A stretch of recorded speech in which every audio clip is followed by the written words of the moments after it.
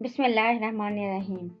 Guys, आज हम it और दिस के दरमियान डिफरेंस देखने जा रहे हैं। ये दोनों वर्ड्स बहुत सारे लोगों को कंफ्यूज करते हैं क्योंकि दोनों का मतलब ही ये है। बट कुछ लोगों को ये समझ नहीं आता कि इन्हें इट कहाँ यूज़ करना है और दिस कहाँ यूज़ करना है। कुछ लोगों का ख्याल है कि इट या दिस में से कोई भी वर्ड कहीं भी लगा लें, इससे फ़र्क नहीं पड़ता। तो ऐसा बिल्कुल भी नहीं है। डिफरेंस तो है। हम हर जगह पर दिस भी नहीं लगा सकते और ना ही हर जगह पर इट लगा सकते हैं। तो हमें कैसे इनका सही यूज़ करना है, इसके लिए आपको वीडियो को एंड तक देखना होगा क्योंकि इस वीडियो में आपको बहुत ही मुफीद इंफॉर्मेशन मिलने वाली है।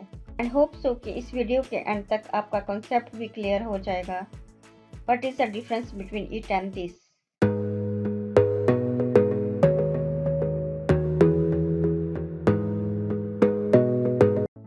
This is used as a demonstrative pronoun mean to point out something.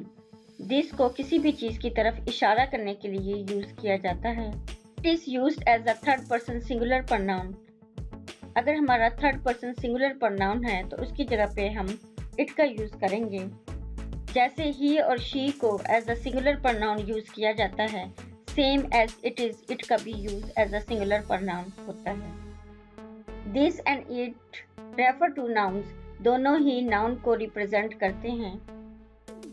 This is use to refer to living and non living thing both. This को हम non living thing and living thing दोनों के लिए use करते हैं. It is use to refer to non living things and animals. It को हम non living thing और एनिमल्स को रिप्रेजेंट करने के लिए यूज करते हैं. सो गाइस, अब इसको हम कुछ एग्जाम्पल के थ्रू अंडरस्टैंड करने की ट्राई करते हैं. अभी हमने कहा कि दिस को हम डिमॉन्स्ट्रेटिव प्रोनाउन के तौर पर यूज़ करते हैं. मीन किसी भी चीज़ की तरफ पॉइंट आउट करने के लिए, किसी भी चीज़ की तरफ इशारा करने के लिए दिस का यूज़ किया जाता है. This is a book.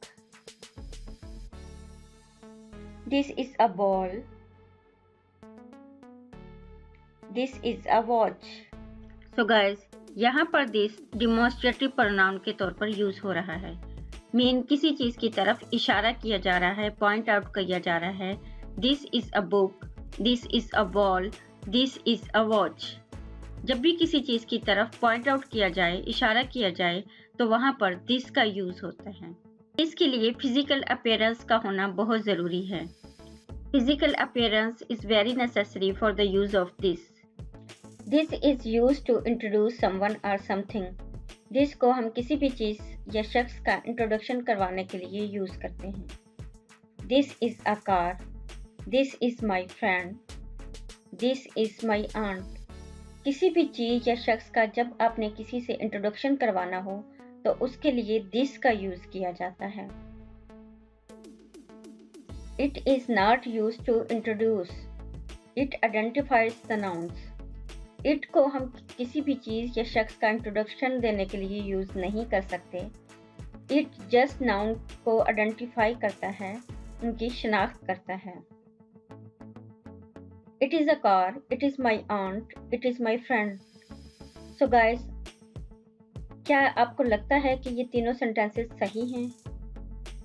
No, all these sentences are wrong. It is a car. It is my aunt. It is my friend. अब कुछ लोग कहेंगे कि इट इज़ अ कार ये बिल्कुल ठीक सेंटेंस है. Yes, it can be right, but in another situation, you can say, I have seen a vehicle, it is a car. It को रिप्रेजेंट करने के लिए उससे पहले नाउन का होना बहुत ज़रूरी है. So in that situation, you can say it is a car. But it is my aunt, it is my friend, it is totally wrong. यहाँ पर आप this का यूज़ करेंगे ना कि इट का. This is my aunt and this is my friend. This is a car. अब यहाँ पर कार का इंट्रोडक्शन दिया जा रहा है. That's why we have use here this. अब बार बार कार का यूज़ ना करने के लिए ग्रामर ने हमें एक वर्ड दिया है. So we will use here it in place of car. अब हम बार बार कार को रिपीट नहीं करेंगे बल्कि उसकी जगह पे हम इट का यूज़ करेंगे कार को आइडेंटिफाई करने के लिए. It is attractive. यहाँ पर भी किसी किस्म का कोई इंट्रोडक्शन नहीं दिया जा रहा, जस्ट कार को आइडेंटिफाई किया जा रहा है। That's why we have use here it. It is expensive. Its colour is red. So guys, see, in first sentences we have used here this for the introduction, and in last three sentences we have used it in place of car. I have purchased a cell phone. यहाँ पर भी cell phone का introduction दिया जा रहा है कि मैंने एक सेल फोन खरीदा। It is awesome. अब यहाँ पर सेल फोन को रिप्रेजेंट किया जा रहा है, इसको आइडेंटिफाई किया जा रहा है कि किस किस्म का सेल है, तो वहाँ पर हम जो है वो इट का यूज करेंगे, ना कि दिस का। सो गाइस, इसको कुछ और एग्जांपल के साथ अंडरस्टैंड करते हैं। This is my book. This book is mine. So first sentence को हम इस तरीके से भी राइट कर सकते हैं, this is my book, this book is mine. It book is mine, ये टोटली रॉन्ग हो जाएगा। So what is the difference here? We have used this book is mine but we can't use it book is mine. This के फौरन बाद अगर हम noun का use करेंगे तो ये एडजेक्टिव डिमॉन्स्ट्रेटिव प्रोनाउन कहलाएगा। इट के फौरन बाद नाउन का यूज नहीं कर सकते क्योंकि इट एडजेक्टिव डिमॉन्स्ट्रेटिव प्रोनाउन नहीं है। सो गाइस, अब इसको हम कुछ और एग्जांपल से अंडरस्टैंड करते हैं। This house is beautiful. It house is beautiful. This house is beautiful is right and it house is beautiful is wrong. क्योंकि दिस के फौरन बाद हम नाउन का यूज कर सकते हैं, लेकिन इट के फौरन बाद हम नाउन का यूज नहीं कर सकते। This girl is attractive. It girl is attractive, it is wrong. It's my mother. This is my mother. So guys, tell me which sentence is wrong, it's my mother और this is my mother? Both sentences are right but in different situation. So guys, अगर आप अपने friends में खड़े हैं और आपकी mother भी वहाँ पर हैं और आप अपने फ्रेंड से अपनी मदर का इंट्रोडक्शन करवा रहे हैं, at that time you will use this is my mother, क्योंकि this को हम इंट्रोडक्शन के लिए यूज करते हैं। और अगर आप अपने फ्रेंड के दरमियान में हैं और वहाँ आपकी मदर की कॉल आ जाती है और आप उस वक्त आइडेंटिफाई करते हैं, it's my mother. So in different situation you can use it and this. Introduction के लिए हम this का यूज करेंगे और आइडेंटिफाई करने के लिए हम it का यूज करते हैं। It can be used as a subject and an object in statement. It को हम किसी स्टेटमेंट या सेंटेंस में as a subject and object use कर सकते हैं। It is raining. This is raining.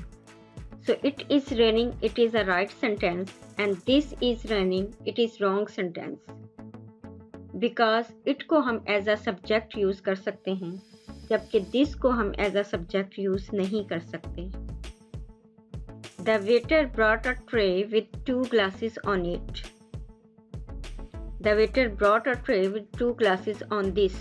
So guys, यहाँ पर हमने it और this को as object use किया, but first sentence is right and second one is wrong. Because it को हम as a subject and object use कर सकते हैं, but this का use हम as a subject and object नहीं कर सकते। So guys, अब हम it का next use देखेंगे कि इसको हम किस तरह use कर सकते हैं। It is used for the description of weather, time, day, date and scenery. It को हम weather, time, date, day and scenery को डिस्क्राइब करने के लिए भी यूज करते हैं। It is summer. It is 8 o'clock. It is Monday. It is July 20. It was fine yesterday. It is pen. It is dog. तो weather, day, date and scenery को describe करने के लिए हमने इट का यूज़ किया। We can't use this for the description of these things. So guys, it का एक और यूज हम देख लेते हैं। it को हम एज अ डमी और एम्प्टी सब्जेक्ट के तौर पर भी यूज करते हैं। It is hot today. It is nice to be here. It's lovely having time to relax. So guys, in these sentences we have used it as a dummy subject or empty subject. Mean यहाँ पर it का कोई use नहीं है, मतलब कोई किसी भी नाउन को रिप्रेजेंट नहीं कर रहा, लेकिन बस इसका यूज किया गया है एज अ डमी और empty subject. It is hot today, आज गर्मी है। अब यहाँ पर it का कोई मीनिंग नहीं है, लेकिन फिर भी it को as a dummy subject use किया गया है। It's nice to be here, यहाँ भी it का कोई मीनिंग नहीं है, लेकिन फिर भी it को as a dummy subject use किया गया है। It's lovely having time to relax. So it को हम डमी सब्जेक्ट या एम्प्टी सब्जेक्ट के तौर पर भी यूज कर सकते हैं, लेकिन दिस को हम एज अ डमी और एम्प्टी सब्जेक्ट यूज नहीं। गाइस, होप सो आपको दिस और इट का डिफरेंस क्लियर हो चुका होगा। This is use to demonstrative pronoun. This किसी चीज़ की तरफ इशारा करने के लिए और इंट्रोडक्शन देने के लिए यूज किया जाता है। इट को हम थर्ड पर्सन सिंगुलर प्रोनाउन के तौर पर यूज करते हैं, और इट के बहुत सारे यूजेस थे जो आपने देखे। So if you have liked this video, do share and subscribe my channel. Thank you. Allah Hafiz.